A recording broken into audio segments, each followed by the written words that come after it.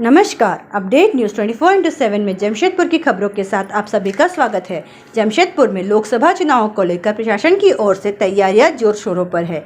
इसी को लेकर उपायुक्त अनन्या मित्तल, एसएसपी किशोर कौशल व अन्य प्रशासनिक अधिकारियों के साथ बुधवार को करंडी स्थित जमशेदपुर के प्रखंड कार्यालय पहुंचे। यहां अधिकारियों के साथ बैठक कर उन्होंने क्लस्टर और मतदान केंद्रों पर सुरक्षा व्यवस्था का जायजा लिया। डीसी अनन्या मित्तल ने बताया कि क्लस्टर में स्ट्रांग रूम बनाया जाना है। स्ट्रांग रूम में मतदान कर्मियों की ईवीएम सहित रिजर्व ईवीएम भी रखी जाएगी।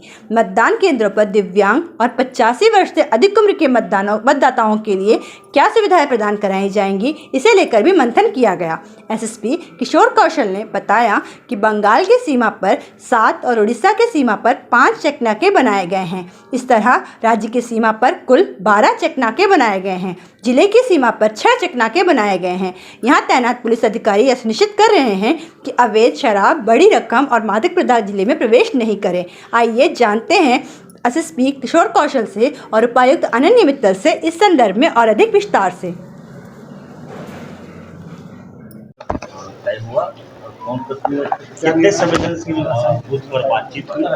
आज हम लोगों ने लोकसभा चुनाव को लेकर जमशेदपुर प्रखंड में बैठक करी।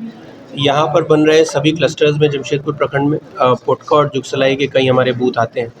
तो इसमें सभी जितने भी हमारे क्लस्टर बन रहे हैं उन क्लस्टर्स में क्या सुविधा रहेगी, उनमें इंटरमीडिएट स्ट्रांग रूम बनाए जाएंगे ताकि सभी पोलिंग पर्सनल और जो हमारी रिजर्व ईवीएम्स रहेंगी उनको हम रात में उसमें रख सकें और किसी भी तरीके के हमारे अनटूवर्ड इंसिडेंट्स ना हो, इस चीज़ को इंश्योर करने के लिए हमने गहन समीक्षा करी। हमारे यहाँ पर इस बार कोई भी सेंसिटिव, हाइपर सेंसिटिव बूथ अब नहीं है, अब क्रिटिकल है, वल्नरेबल बूथ्स हैं।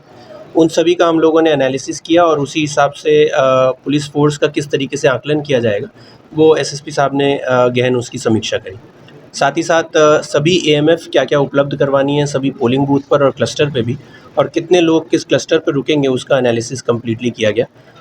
इस एनालिसिस के साथ साथ हम लोगों ने ये भी एनालिसिस किया कि कितने बुर्का क्लैड हमारे बूथ रहेंगे और साथ ही साथ जो भी हमारे दिव्यांग भाई बहनों को और 85 प्लस को सुविधाएं दी जानी है ताकि एक कंप्लीट सभी 100% हम लोग वोटिंग की तरफ बढ़ सकें। इस तरीके के हमने प्रयासों को देखा और स्वीप की एक्टिविटीज़ जहाँ जहाँ करनी है उसके भी दिशा निर्देश दिए। किस तरह की व्यवस्था रहेगी? अब बॉर्डर में हमारे सभी चेकनाका अभी एक्टिव हो चुके हैं और उन सभी क्षेत्रों में हमारे मजिस्ट्रेट्स तैनात हैं, पुलिस फोर्स तैनात है। एक एक गाड़ी को चेक किया जा रहा है और सभी बूथ को भी एनालिसिस किया जा रहा है सिक्योरिटी के पॉइंट ऑफ व्यू से।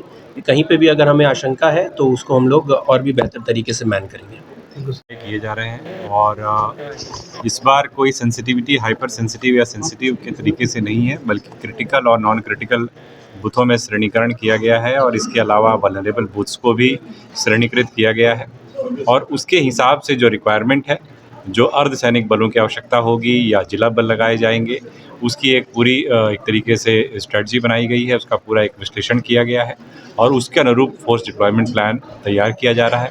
इसके अलावा बिल्कुल शांत और स्वतंत्र तरीके से पूरी मतदान की प्रक्रिया संपन्न हो, उसके लिए पूरी तैयारी की जा रही है। लगातार प्रिवेंटिव एक्शंस लिए जा रहे हैं और साथ ही साथ 12 अंतर्राज्यीय और 6 अंतर जिला चेक नाके भी जिले के अंदर एक्टिवेट किए गए हैं, जहां कंटिन्यूअसली चेकिंग चल रही है और कंटिन्यूअसली सभी थाना प्रभारियों को भी निर्देश दिया गया है कि अपने क्षेत्र में मुकम्मल तौर पर विधि व्यवस्था को चुनाव को ध्यान में रखते हुए कायम रखें। सब ये बंगाल, झारखंड, उड़ीसा तीनों बॉर्डर से जुड़ी हुई है। ऐसे में किस तरह अपराधियों लोग भी जो इस बॉर्डर से उतर जाए, उसके लिए किस तरह? देखिए, जैसा मैंने बताया कि अंतर्राज्यीय चेक नाके ऑलरेडी 12 कार्यरत हैं, जिसमें कि 7 पश्चिम बंगाल के साथ हैं और 5 उड़ीसा के साथ हैं।